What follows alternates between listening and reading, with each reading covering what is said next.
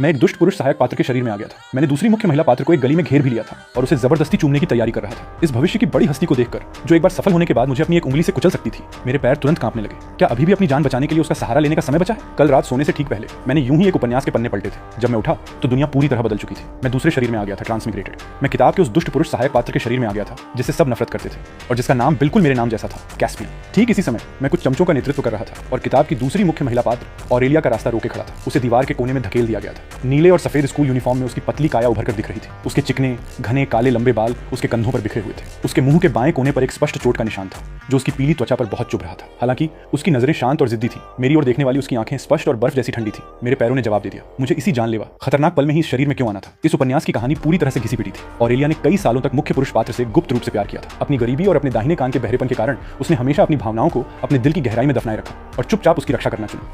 और मैं एक घमंडी दबंग अमीरजादा था। मैं उसकी सुंदरता का दीवाना था और लगातार उसका पीछा करता था। मेरे सार्वजनिक इजहार को उसके द्वारा ठुकराए जाने के बाद मैं अपमान से आग बबूला हो गया और कुछ लोगों को लेकर उसे यहाँ घेरने आ गया था। यह सबसे खतरनाक हिस्सा भी नहीं था। सबसे खतरनाक हिस्सा यह था कि मूल कहानी में आज उसकी दादी का ब्लड प्रेशर अचानक बहुत बढ़ जाएगा क्योंकि मैंने उसे घर जाने से रोक दिया था। उस बुजुर्ग महिला को समय पर अस्पताल नहीं ले जाया जा सका और उनका निधन हो गया। उस दिन के बाद से ऑरेलिया ने मेरी हड्डियों के गूदे तक से नफरत की। बाद में जब उसे पता चला कि मैं अभी भी मुख्य पुरुष पात्र को निशाना बना रहा हूं, तो उसने, जो तब तक भारी सफलता प्राप्त कर चुकी थी, बेरहमी से मेरे परिवार को दिवालिया कर दिया। उसने मुझे जेल भी भेज दिया। आज का दिन उसी शाश्वत विनाश का वो महत्वपूर्ण मोड़ था। इतने करीब उस नाजुक प्यारे चेहरे को देखते हुए बस थोड़ा और आगे और मैं उसके होठों को छू सकता था। मूल कहानी में अपने दुखद भयानक अंत के बारे में सोचकर मैं कांप गया और एक कदम पीछे हट गया।